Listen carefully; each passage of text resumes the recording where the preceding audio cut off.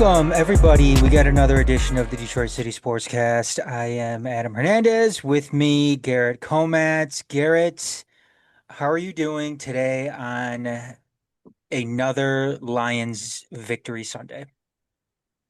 Adam, glad to be doing this again. It's fun that we get to do these not really instant but immediately after type things related to Detroit sports. Sunday seems to be a popular day for us to do it. Um, I think there's, for the most part, in Detroit's it's plenty of good things to look forward to. Yeah, we had the Lions obviously win today.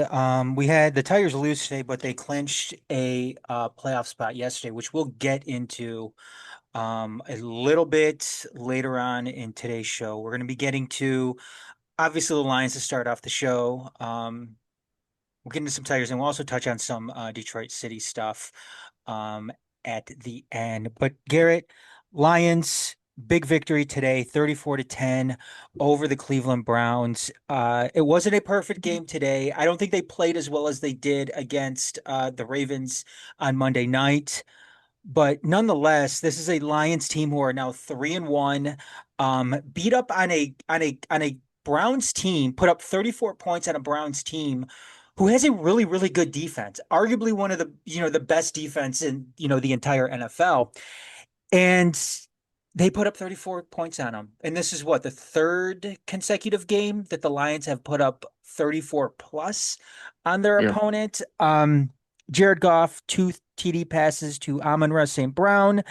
Um, Jahmyr Gibbs, 91 yards rushing, one touchdown. Jared Goff, 16 for 27, 100 for 168 yards, two touchdowns, one interception, which came on a deep ball. Um, I mean, the team looked good all around. I mean, the defense obviously looked really, really good. It doesn't matter who you're playing. You keep any NFL team to, 10 or less points in a game. That's a good outing. Defense, or I'm sorry, the offense obviously looked good, coming up and putting 34 points on the Browns. Initial thoughts, Garrett, on today's performance from the Lions. I think going into this game, when you look and you see, I think the Lions, via the lines, were a 9-point favorite. And Cleveland coming off the win over Green Bay last week, where they were down by 10 with 4 minutes to go. They scored 13, whatever. They won by three, whatever it was. And they were a point away from basically being 2-1 instead of one and two. Um, so I can sure many people, and even myself to a small extent included, would have thought we would have played offensively like we did against Chicago, like we did against Baltimore. And you know what? We had to work a bit today. Like early on, especially in the game, our offense was not clicking like it had been the last two games. It took a little bit to get it going, right? It took the Browns, Miles Garrett, that front line were causing problems for Jared Goff. Especially when he was trying to get Jamison Williams involved in the offense. But they stuck to it, and if anything, I think this is an impressive win when you think about that. Yes, we weren't like to the full all cylinders like we were against the Bears, we were against the Ravens, but you won 34 to 10, not playing at your best offensively. That is a and you dealt with a Browns offense that kind of what to our benefit shied away from their run game, which was helping Cleveland early on in the game.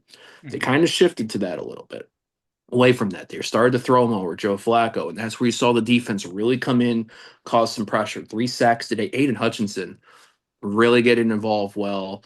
If had it not been for some penalties, that D line would have had some more numbers. Um, Unfortunate for DJ Reed. We'll have some injury news. We'll have to check and see on. Did that look like hamstring or knee to you?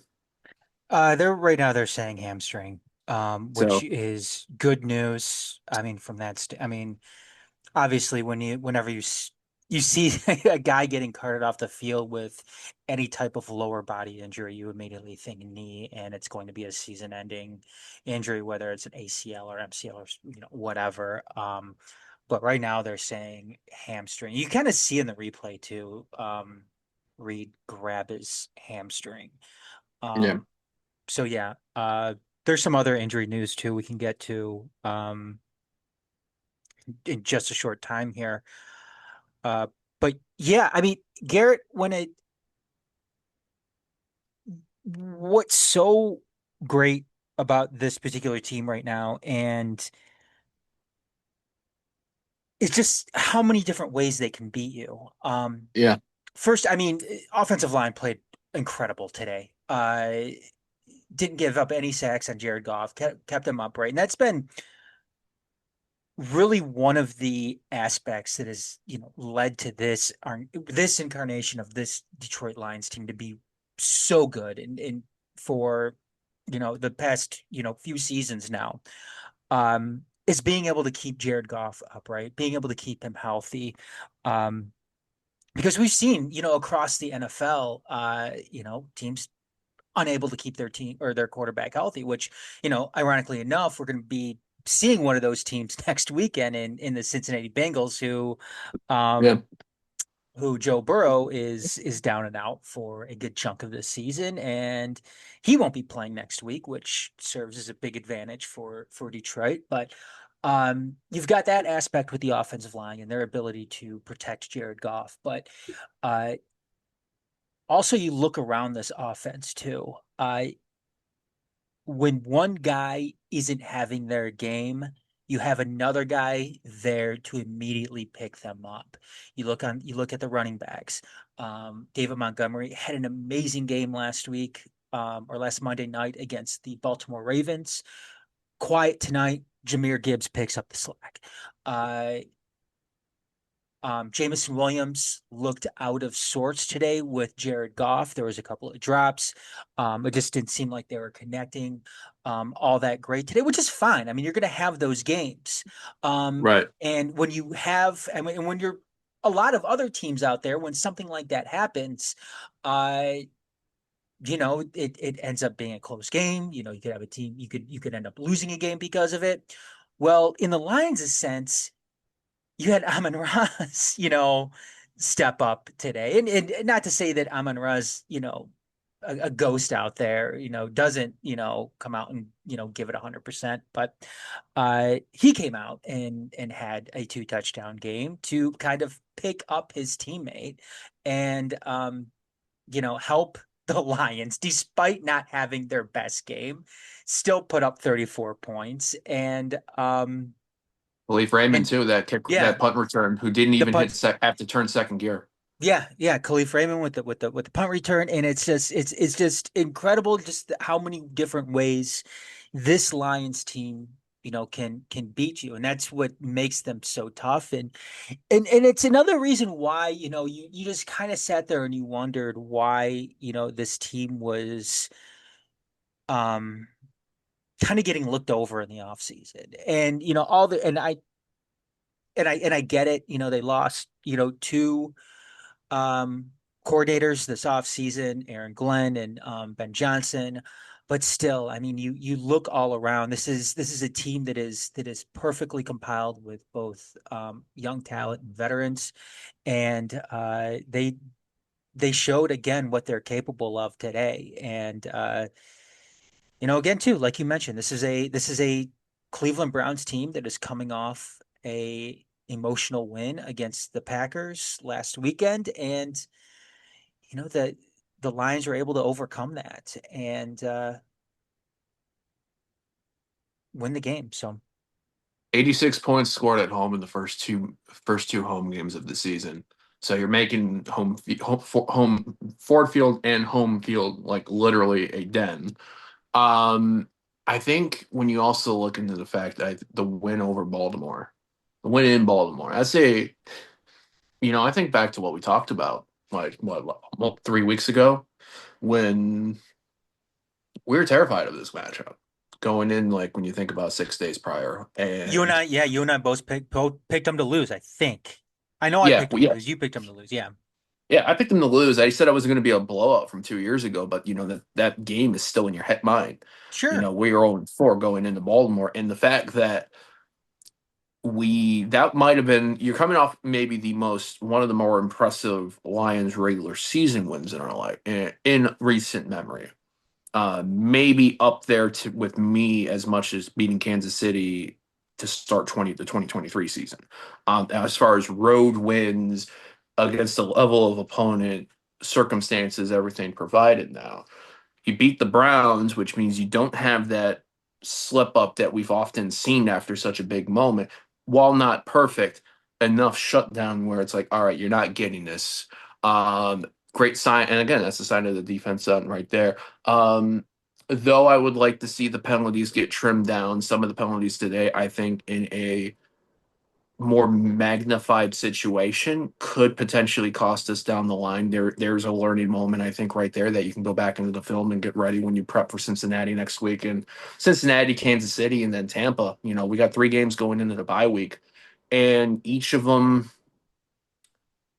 since he's going to play in Denver tomorrow night, so you already have an advantage of a Short shorter week. away day Yep. versus a team that's banged up. Since he's got to show what they can do after getting stopped by Minnesota last week.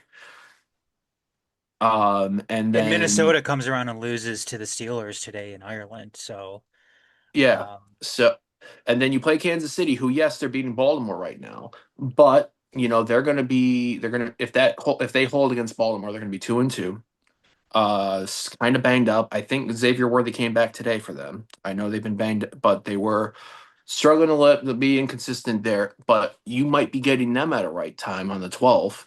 And then you're hosting the Bucks on Monday night, who you know I hate, and I picked this match. I picked Tampa to beat us mhm. on Monday night Yep. just because I hate playing this team.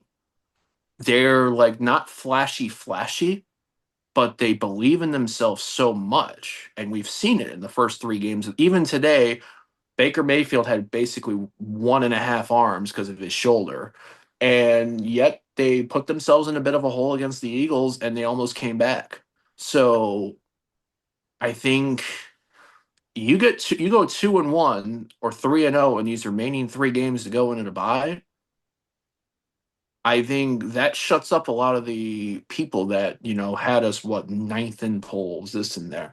But Yeah. yet at the same time, to our fan base online, who seem to go opposite sides of the polarity depending on a result, right? From week one in Green Sure. Bay to now, stay level Yep. And because we have to one at a time approach. just a quick note on Tampa Bay too, since they are coming up in the schedule here. They really kind of do remind me of the Lions in a sense, especially when it comes to the quarterback position. Um, Hmm.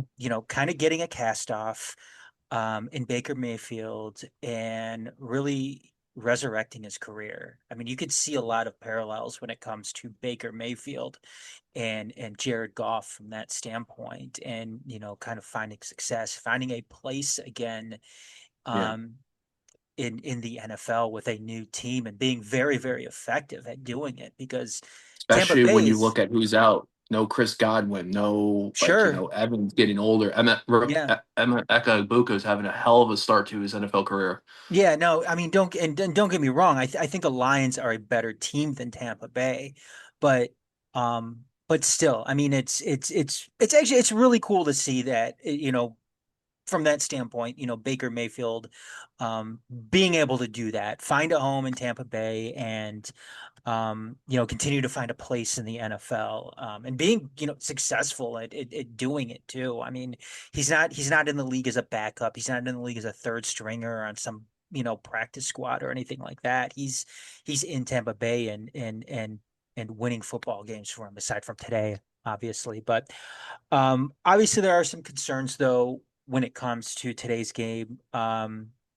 Garrett, you mentioned the penalties. I'm also taking a look at some of the injuries coming out of this one too. DJ Reed, like you mentioned earlier on, Terrion Arnold also is banged up in this game. His status for next week is also kind of up in the air. And then Kirby Joseph, Been with a banged up. knee injury. Yeah, been banged up. Knee injury today. He did come back, right? Yeah, he Yes. played today. Yeah. Well, no, Kirby Joseph ended up coming back from the injury. Yeah, he was Yes. back into from what he had. Yeah. obviously all in our secondary. DJ Reed, what I was reading, because I had like one of those doctors like on Twitter kind of diagnosing um the the injury as it happens, and obviously, none of that's conclusive, but you get an early, take from a medical doctor on online. And as far as DJ Reed goes, 2025 for you. yeah, it sounds. I mean, he made the mention of it being a hamstring, which I thought was pretty apparent given how DJ Reed, what I saw, it looked like he was holding his hamstring at the conclusion of that play, and even kind of during the play itself. Which is, if you're looking for a silver lining and some positives when it comes to this, I mean, obviously him getting carted off is not something any Lions fan wants to see. But if it is a hamstring, obviously that's something that's better than an ACL or like an MCL or something like that. Anything with the knee. Um, Kirby Joseph, I think with again that initial Twitter diagnosis was like at best like maybe like a contusion of the knee. So I'm guessing that Kirby Joseph is going to be back next weekend. DJ Reed is probably not going to be playing next week. Um, Based on my hunch, my gut feeling. And Terry and Arnold, I don't know it. They're saying maybe like a pec injury. Um,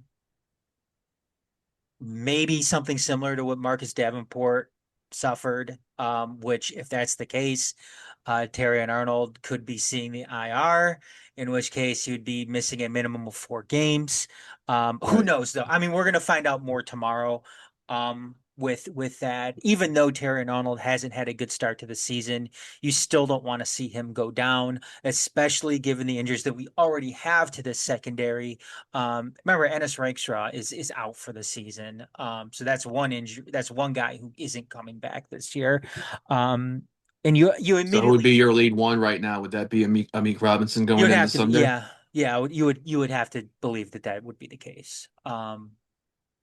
So I mean, who knows? We'll find out more tomorrow when it comes to the injuries. If I'm making my own estimation based on some of the talk and everything like that, I'm thinking that obviously DJ Reed is going to be out for a few I'd say weeks. probably through. I'd say through the. I expect him out for Yes, these yes, remain next 3 games going into the bye yes. weeks, Yep. at least.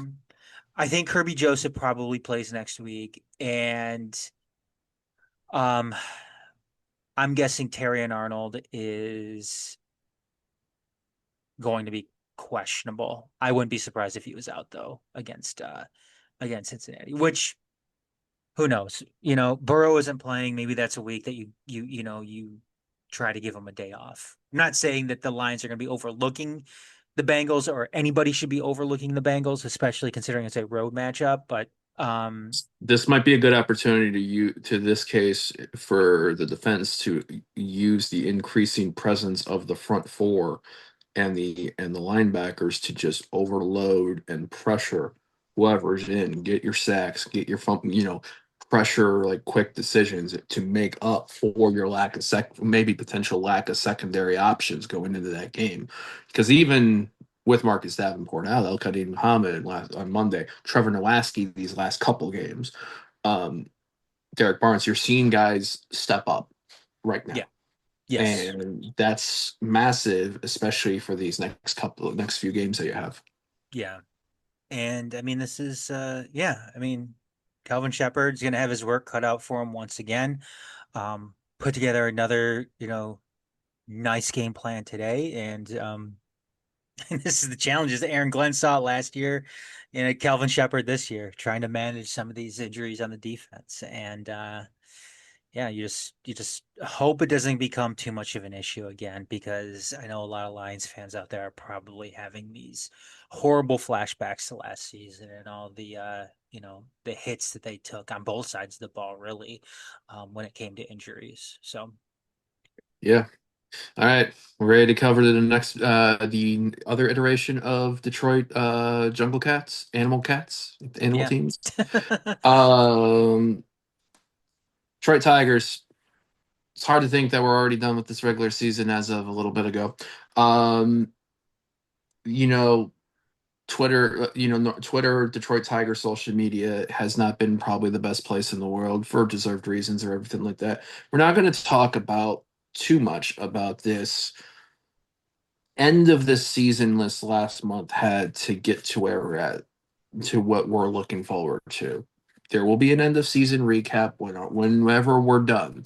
We'll talk about that. We'll break into it. We'll probably get Yowdy on because we're all going to need to talk about this together. But Like end of yeah, season therapy session, whenever that yeah. is. But basically, I'll cut it down to this: month of September, not kind. Four home series that the Detroit Tigers had in September. 2 wins, 10 losses.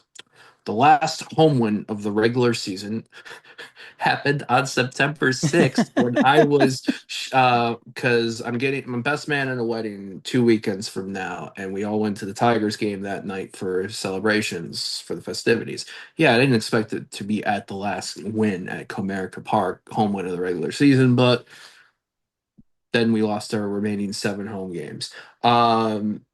Lost the tiebreaker to the Cleveland Guardians this week, losing the first two in the series, but took game three on Thursday. Friday had a 3-1 lead in Boston going into the seventh. Casey Mize was rolling, very low pitch count. Boston scores one in the seventh, one in the eighth, one in the ninth to win 4-3, clinch their playoff spot. Unfortunate for the Tigers because that's when Cleveland lost to Texas, which meant that they missed the opportunity to overtake Cleveland in the AL Central race. Tigers clinched their playoff spot for the second year in a row, Adam, on September 27th. Um, by way of a 2-1 win, come from behind 2-1 win at Fenway. Unfortunately, the Guardians also clinched their playoff spot, being hit by a pitch in the ninth inning yesterday to defeat the Rangers 3-2. Game 162 tonight, it was for the Tigers, plain and simple. A win by the Tigers means that they would be playing either the Yankees or the Toronto Blue Jays in the wild card series. A Tigers win and a Guardians loss means the Tigers would have won the AL Central, which meant they would have hosted the Guardians starting Tuesday. And then if the Tigers just lost, they would be going to Cleveland starting on Tuesday. The final score, the two main games that mattered, basically, the Guardians actually, because I'm looking at it now, won 9-8, had to come from behind, but the Tigers game ended earlier, fell behind 1-0. Javi Baez 3-run home run. Chris Paddock gives up three in the fourth. Red Sox win 4-3. Um, so the Tigers finished the regular season at 87-75. They will be the sixth playoff team in the American League, like last year, uh, and are going to be on the road starting in a best of three wild card series with the Cleveland Guardians starting on Tuesday. Tarek Skubal's on the mound. Well, we're not going to go into the full on in this collapse. I'm going to ask this question because Adam, that I was thinking about it watching, everything unfold today. We have lost 5 of our last 6 in the regular season to the Guardians. The Guardians were the team that knocked us out of the playoffs last year. For this current iteration of Detroit Tigers team, AJ Hinch managing these handful of players that make up the clubhouse on there, is the Cleveland Guardians that hurdle they need to get over, regardless, not to get to the next step. And yes, they might, if they beat the Guardians, they could easily be knocked out by playing Seattle.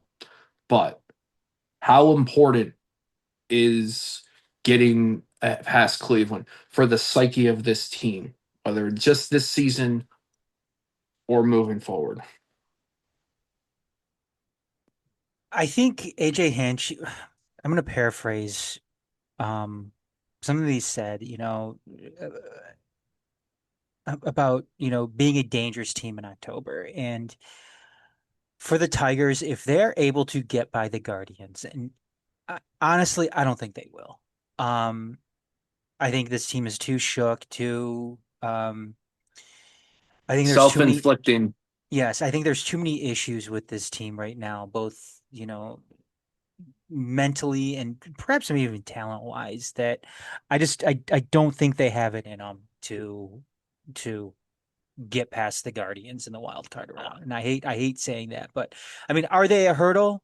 Are the Guardians a hurdle to, the Tigers taking that next step? Yeah, probably. I mean, considering what the Guardians are able to do this year to the Tigers, considering what happened last year to to the Tigers in the divisional round, even after being up in that series too, uh, and things kind of played out perfectly for them as well. I'm talking about the Tigers, being able to, go back to Scooball in that final game.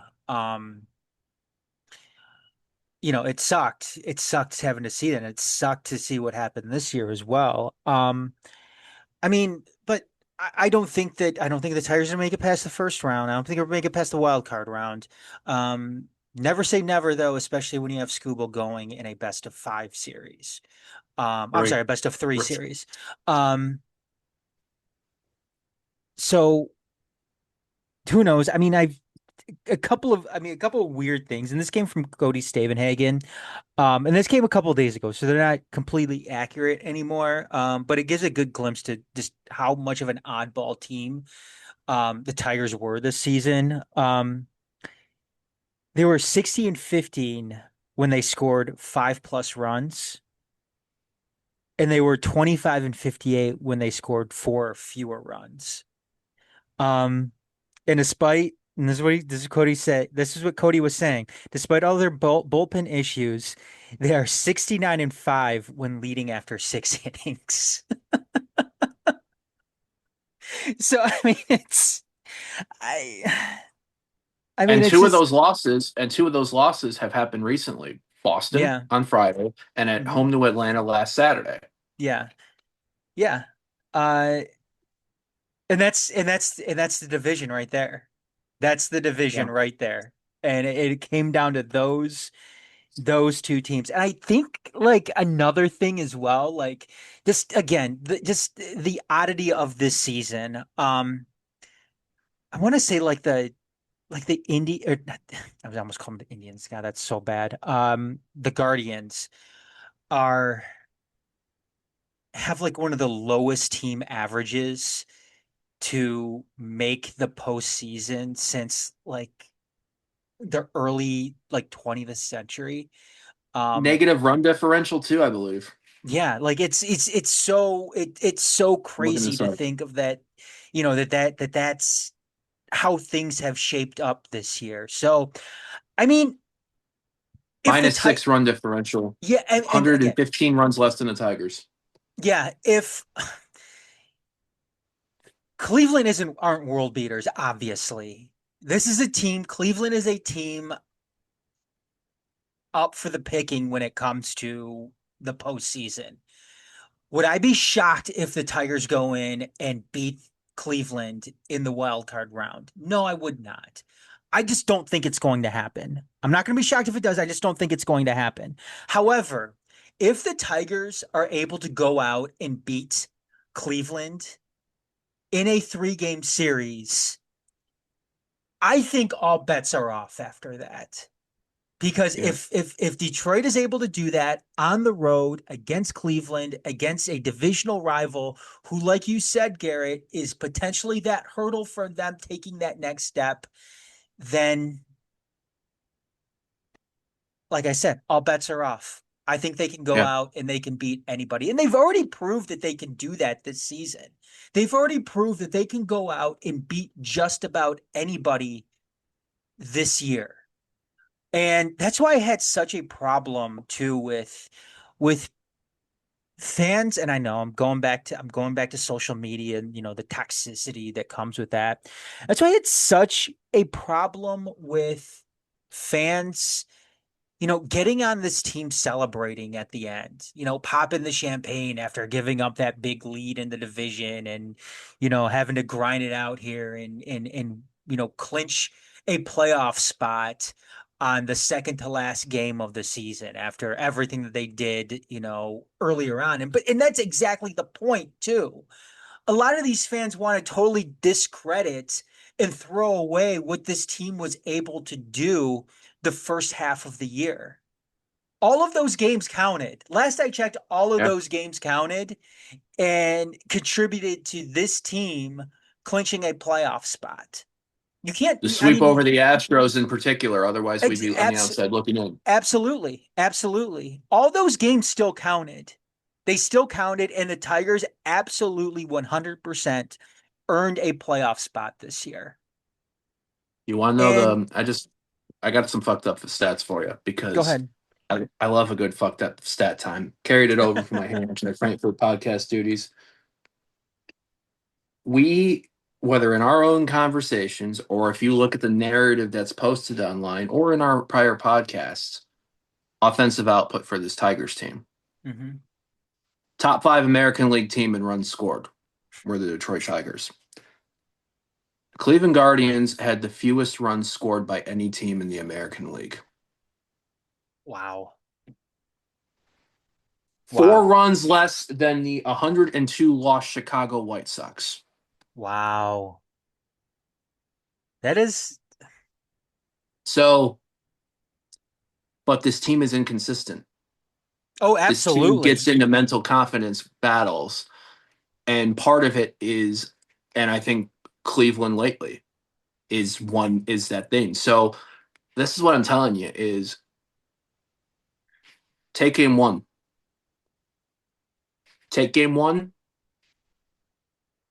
It's like and fuck it, let's see what happens. Take game one, which is they're very much capable of doing with Scuba going on the mound. Um, at that point, you get yourself an advantage because then you've got that final game at home. You get the last out. Anything Well, can yeah, all happen. three are in Cleveland. All three are in Oh yeah, Cleveland. yeah, no, yeah. I'm sorry. All three are in Cleveland. Yep. But there will be a lot of traveling. Sure. There will be a Detroit contingent. Hell, there will probably be a traveling Tiger Toledo contingent too, because Toledo's technically Michigan at heart. I said it. Yeah. Yeah, I forgot all three are in Cleveland. Still, I mean, again, take game one and who knows? I mean, that's the most important one too, obviously, because you have Skubal going on the mound and he is your best shot at obviously out of, any of your pitchers, being, obviously being the ace of the staff.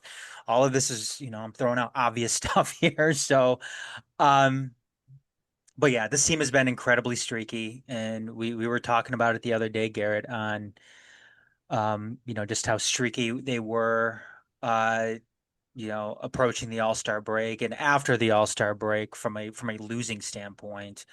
Then they're able to go off and get consecutive wins in a row. And then they finish off the season at a low point, having to grind it out at the end of the season and get clinch a spot at the second to last game of the year. It's look, and I will say things can be worse. You can be a Mets fan and have the second highest Hmm, payroll in the league hmm, and miss out hmm. on the postseason. Congrats to the Cincinnati Reds, by the way. Yeah, congrats Congrats to to the them. Reds. Um, Ellie Davis. That's if you're a Cincinnati Reds fan, I would be concerned because you have one of the more exciting players in the game in Ellie De La Cruz, and you're playing the Los Angeles Dodgers in a best of three, and people might be talking, but I'm that's cool for the Reds. yeah, very cool for the Reds. Another thing too, this is only the 18th time that the Tigers have, as an organization, have made the postseason. Another reason why celebrations are warranted at the end of the year. In Um, 124 years of at baseball, 124 years of baseball. maybe Yes. 125. Yes. We talk about everybody talks about same old Lions. Tigers have been doing it longer, folks. This is the first time since what, 2014 that they've made it in consecutive years. Hmm. And for as much shit as AJ Hinch has gotten, which I think just about all of it was unwarranted. Um, Taking this team last year and this year, taking these teams despite what seems to be no help at all from ownership and um, maybe the front office um, to get players here, like major league players here that will actually help contribute um, to winning baseball games, has been able to take two Tigers teams in consecutive years to the postseason. Remarkable. And Bob Nightingale, too, came out and said that the Tigers are trying to get him signed to a contract extension. It wasn't Derek announced Steele. early. I'm sorry. Who are you talking about? Oh, you're talking AJ AJ Hinch? Hinch, Who are you talking? AJ Yep. Hinch. Okay. They're trying to get him signed to a contract extension. It was something that was going to be announced earlier, but they waited until basically now because of everything that was going on with the losing and shit like that. Um, Yeah. but but Nightingale also made mention too that the Astros could be looking for a new manager this offseason and was kind of alluding to the Astros potentially reuniting with their former World Series manager in AJ Hinch. So who knows? Who knows what's going to I'm happen? I'm Um, gonna say this. This is all I'm gonna say. You know that your shit. You know when you're the narrative of people going back to a shitty relationship, even though they did them dirty the last time. yeah, AJ, they let you go. They pushed you to the side, man. they Don't did do it. too. They kind of, They did them dirty. they Like, did yes, do the him dirty. situation was bad. The situation was bad. But man, They threw him under the A- bus. They threw him under the Alex bus with that. Cora, is it Alex Cora is Boston's manager, right? Alex Yes. Cora got a lot less slack than AJ Hinch did when you look at how much both were involved in this, like, in the situation. In my honest opinion, Yeah, and I know shit starts from the top, but goddamn. I don't know. Hopefully he's still bitter about that because again, I see some Tigers fans out there shitting on AJ Hinch, and I'll tell you what, like AJ Hinch is one of the best managers in all of baseball. Um, I don't want him compared to Brad Austin. I don't want to see him being compared to Brad Austin on any of my social media timelines ever. no, So I'm gonna Tiger, say if the that's Tigers lose AJ Hinch, that is I think that's devastating, and that is you are putting this organization back if you lose AJ Hinch. Um, my it, my God, please, please, please, you fucking asshole, Chris Ilitch, please spend money. Please promise AJ Hinch that you are going to spend money and follow through with it this offseason to keep this guy here. and this is the Just nicest Adam's ever been to Chris Ilitch in any of our recordings, yeah, folks. he's You're lucky witnessing something special. You're witnessing something special here. he's lucky he's yeah, I'm being he's lucky I'm saying please. That fucking asshole, my God. And then you know what, too? Like him being included, Chris Ilitch in the celebrations last night, I didn't and watch. I didn't watch him. I didn't watch him because and I was then focused on today if we were going to win the division or not. yeah, him being included in the celebrations, and then being in the team photo, on the field afterwards. God, I cannot stand fucking Chris Ilitch, dude. Seriously, like bar none, the worst owner in Detroit sports. And oh my God, like Hey, so another fun thing, just to give you a one quick thing though too, Garrett. Like, yeah. is he worse than William Clay Ford? Because the thing about and hear me out, the thing about William Clay Ford, the thing about William Clay Ford, don't put your head back like that, Garrett. I'm thinking, no, this is good. I'm looking at my sky because I'm thinking about this. And you know what? I'm not saying that you're wrong because I'm actually thinking about like the things William Clay Ford did. Because William Clay Ford took ownership of the Detroit Lions on November 22nd, 1963, a day that Americans will know for other reasons. For those that don't act, look up, just type November 22nd, 1963 in Google. That's all I'm going to say. And you know what? Zapruder film, man. When you look at what William Clay Ford. Yes, were the Detroit Lions not really the most successful team on the field during William Clay Ford's timeline as on here as owner? No. But when you look at being part of the growth of the National Football League, when you look at the Lions going from one stadium to another, the amount of players and everything that you were in all that situation in that time frame, with I would say, and now you're seeing what Chris Ilitch has done with two teams, Yeah. not just the Tigers, two teams. When you look at the arguably most historical NHL side in the last 25 years or whatever it is, become, a laughing stock joke.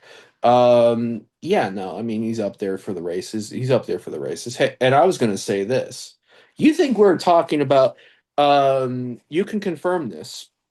So my mother's celebration of life service was yesterday, late morning. Beautiful day, everything, service was great. And I think this was afterwards, before we all take off for the day, and Yachty was there and some others. True or false, Adam? Y'all were talking, I was here, I overheard y'all having Tigers discussion before everybody took off part of this topic. Yeah, I gave Yachty a hug and said that we need to clinch yesterday. But yeah, it was there were things got a little heated too with some with some discussions too. Uh which I won't get into, but they things were getting a little heated at your mom's memorial service. I would say heated, I know not I'm being I heated know I'm about being that, but people were definitely talking, and it's a collective feeling. Man, even my own even family is like, "Yeah, what's going on with the Tigers?" It's like, no, but yeah, Chris Ilitch though, I I think there's a fair discussion to be had is when it comes to him being worse than William. Look, thing with William Clay Ford, one of William Clay Ford's major deficiencies as owner was him being too loyal. Obviously, with a guy like Matt Millen, um, Wayne Fonts. Wayne Fonts to an extent, but I think a lot of Lions fans, you know, Wayne Fonts was hilarious, though. Wayne Fonts was a saw character, though. yeah saw the other side of things when Wayne Fonts was when they moved on from Wayne Fonts. I mean, I thought Gary Moeller was not treated the Gary best. Moeller deserved better, He deserved 100%, better, and especially when they moving 100%. on to Bobby Ross, that what a disaster that was. And then obviously the Millen era too kind of sparked, the kind of that new age Lions futility that they had. Bobby But Ross was before Gary Moeller. You're thinking of Morningwig. Bobby Ross Bobby was, Bobby Ross was after Wayne Fonts, and then he left the team during the middle of the 2000 season. Gary oh Moeller yeah, picked that's up or right. That's whatever, right. and Gary, then yeah. Millen put Moeller to the side, even though Yep, Ford yep, wanted Moeller. yep, you're right. You're right. Um, yeah, it's just the thing with Chris Ilitch, I mean, the dude doesn't spend money. And Yachty made a good point yesterday too. Um, at your mom's memorial service. Uh, After the service was done, after the service is unless done, we y'all were weren't, talking yes. before the service, No, unless y'all were talking about before the service started, I don't know. no, no, we weren't having this discussion during the service either. Um, he mentioned that, last year's playoff, um, what the Tigers were able to do last year, going to the playoffs with that roster, may have been one of the may have done the Immaculate. Tigers a disservice in the sense because it gave Chris Ilitch this nonsensical approach to this year of, hey, maybe I don't have to spend any money because we can go and, you know, not spend money at all and still make it to the postseason.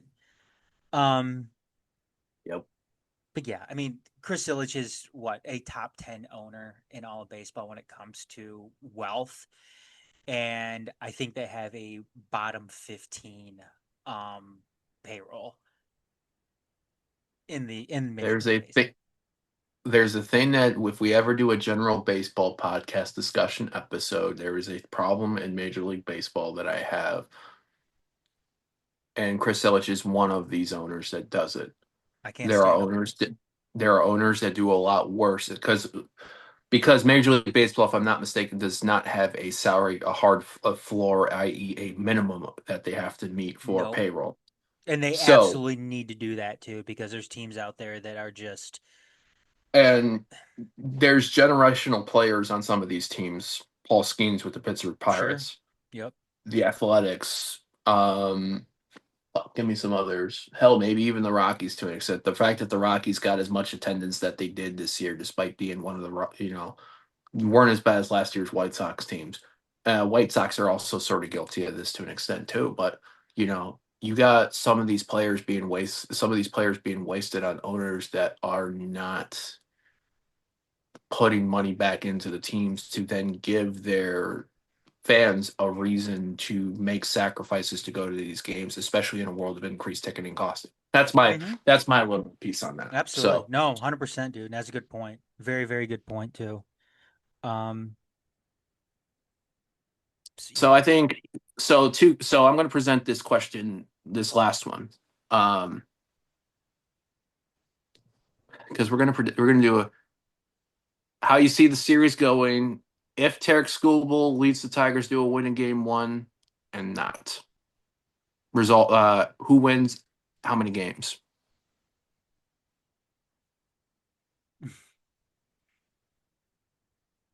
Didn't like that changeup I gave you, did you? Cleveland in three. Or I'm sorry, Cleveland in two. If if Schoolbull wins game one, I I already so you're going Cleveland. I already said that I don't think they're winning. So Cleveland in So two. you're so you're just going Cleveland too. Yep. Damn. Fuck. Schoolbull wins game one, Tigers in three. If Schoolbull loses game one, Cleveland in two. No, no, no, no, no, no. No, you've gotta, this is what I'm saying. You gotta You're come out going to make me pick you gotta come out with a straight prediction. You can't come out with these different scenarios. You gotta come out with a straight prediction. and What's that your prediction is prediction? this. I can't pick an Ohio team if I have to do a straight prediction. Tigers in three. All right, there you go. There you go. I hope you're right. I hope you're right. uh, I hope but the Tigers sweep them. I hope it's the Tigers in two, but I just don't see it happening. Tigers, dude. If Tigers win in two, we're gonna be unsufferable.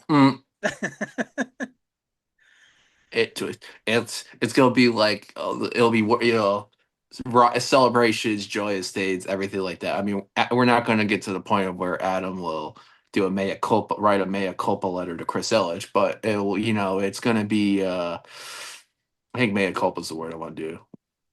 Hey, I want Chris Ilitch to make me right. Well, I'm still not going to do it, but maybe a simple apology on a future cast.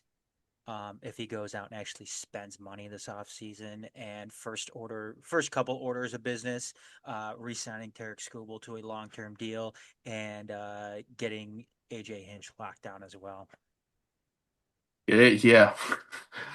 Folks, if you think we're frustrated about people, Adam's frustrated about Chris Ilitch, now the Detroit Red Wings start their regular season in less than 2 weeks. Hey, yeah. Like I said, All Chris right, Ilitch, last bottom of the barrel when it comes to Detroit sports owners. we'll have that continuation of our yearly topic, and then probably in the beginning of 2026 at some We point. love you, Sheila. Uh We love you, Sheila. yeah, Sheila OG. Soup up that Mustang golf cart. It needs to look a little bit cooler. Love Sheila, love Um, Martha. yeah.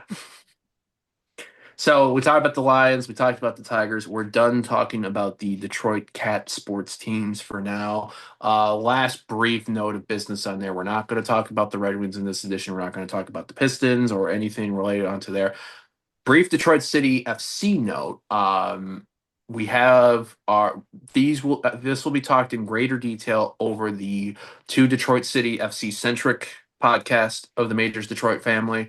Channel 451 Tunnel Talk will likely go middle. So later in the week, Make City Make Spence is going in the beginning of the week. So I would say the first episode that will probably drop is Make City Make Spence, Yes. Yep. followed by Channel 451 Tunnel Talk. I have the producer right here that can confirm the damn schedule. So but I'm just going to talk about the last two matches that were had at Keyworth Stadium. The final four games are in a 4-game homestand for Detroit City FC. Came off a rough 4-0 loss at New Mexico United on September 10th. played Lexington SC in the Western Conference, gave up a goal late in the 72nd minute. In fact, I turned the game on as Lexington was celebrating. Chances for City, couldn't convert, 1-0 loss. Hosted Eastern Conference leaders Louisville City SC yesterday at Keyworth. Adam, I know you were at Keyworth, and Louisville attacked Detroit City like I have not seen an away team attack at Keyworth right out of the gates to start a match.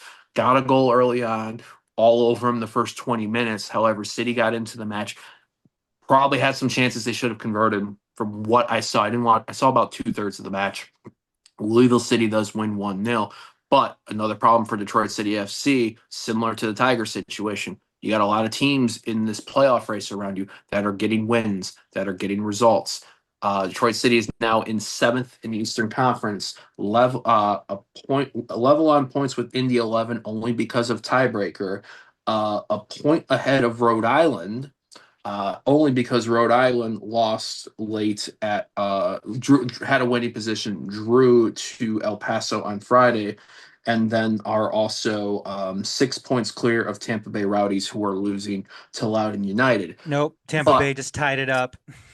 so that is now 5 points ahead of Tampa Bay Rowdies, and Pittsburgh, and are going to be Tampa just tied it up in stoppage. yeah, and Pittsburgh Riverhounds are winning right now in their match, and so you're 5 points back of Pittsburgh Riverhounds, who hosts six. You're 6 points back of Hartford Athletic, and you're 7 points back of Loudoun United, who City plays at home on there. Um, I don't think they're going to catch a home spot. Mm-mm. I'll ask you one question for this, so that's just for the general, and we'll save the rest of this intense talk for the centric shows this week. You see the schedule that Detroit City has left to finish the year. Third place North Carolina, fourth place Loudoun at home these next 2 weekends.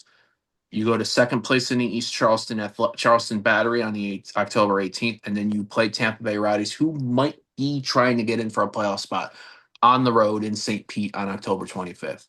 That could be for the final.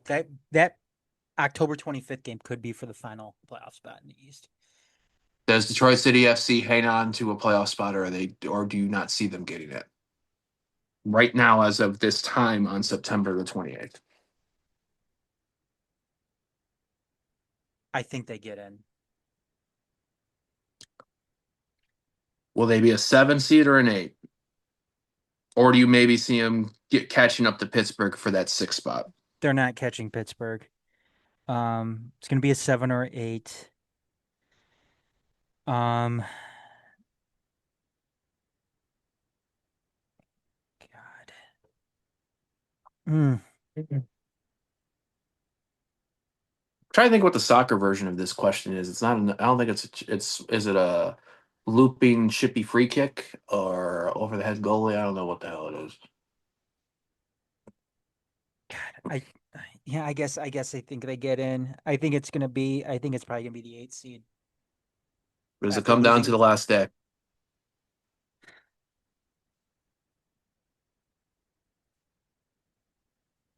Yes. Yes, it will. And I'm looking at Rhode Island.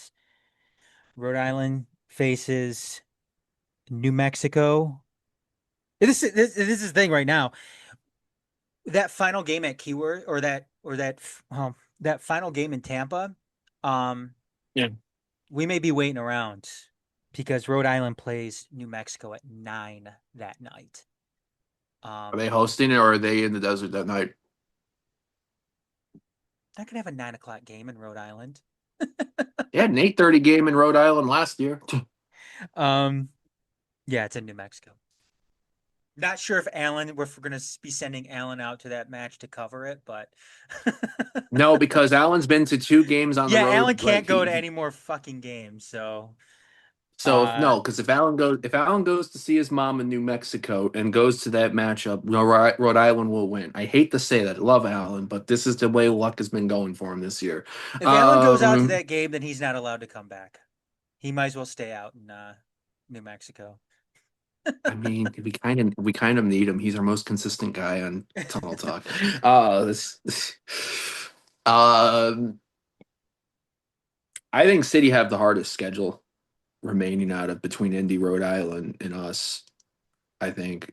Bring up Indies. I know Indy goes to Louisville this weekend, but I think their remaining few after that. But Indy's getting results. Indy beat Western leaders Tulsa yesterday.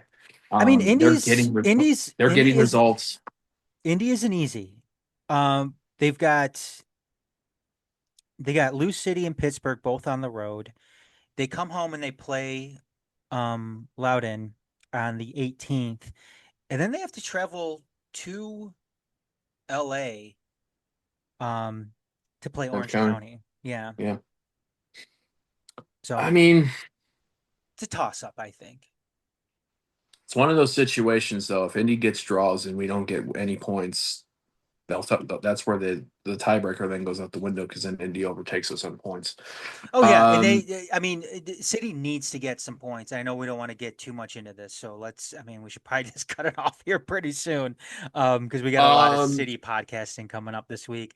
Um, so you they have to get points these next two games. They have to get points, um, because they're not beating Charleston. They're not getting any points in Charleston. It's not going to happen. They need they need points these next two home matches. I think it comes down to the final day. Um, Yeah, I do too. so you have them getting in. They keep going down. To me, they keep going on this run of form. They're not getting in, but I think it will come to the last. But It Garrett, will come to the last game. the thing is though with this team is they've been playing good. Like Right. they weathered they That's the frustrating part. yes they weathered the storm against Lou City last night. That onslaught that Lou City had and only gave up one goal, and that's an accomplishment. I'm sorry, against Lou City, Yeah. that's an accomplishment. Only giving up one goal. After that, Detroit City was the better team. And Yeah. you can make a good argument. They're the better team against Lexington. They just could not finish anything. They could not convert anything. Last night, And Diop that's rang the one thing up. for me. And Yes, that's the thing for yes. me. If they looked like they did mid-season, middle of the summer, then yeah, this team, I would not be picking this team to go to the playoffs. Absolutely not. They look like Right. utter dog shit midway through the year. It looked like this team was nosediving into in for the rest of the season. Um, But they but got to that get goals. That's the thing. they have to get goals. Or what? Three consecutive or what? Two consecutive games. Is it Yeah. two or three? Three Scoreless consecutive in the games. last Three. three. Yeah, scoreless in their last three. They've got to start converting. Obviously, but that's my hope with them right now is they have looked good. They have looked good. They just can't finish in that final 18. Can't do it. And And they're banged up. and they are banged up. And Yes. that that's where like we talked about the Tigers, where if you have a bad run of when you get into a bad run, bad luck happens, even if you're doing okay enough for bits and matches. And that could be the thing. That's so 4 p.m. Saturday, October 4th, 4 p.m. Saturday, October 11th. Last two games at Keyworth. Yep. Get your tickets, go to Keyworth if you haven't yet. So And you know that's what where we're gonna too? leave on that. Yeah. And it last two games at Keyworth, probably this season, people are running out of opportunities to go and experience it too, because after that, one more season, Yeah. maybe, A lot moving maybe. on. Yep. There's a lot going on with Detroit City FC, man, and USL and everything in general. If we say Yep. stuff now, shit can change on the line completely. So yeah, that'll be a lot to make up for. But this next match is huge for that could go towards the side of the season. So that covers it tonight. Adam, folks, where can folks check all of our content out? First you just go to our website, detroit.themajorsports.com.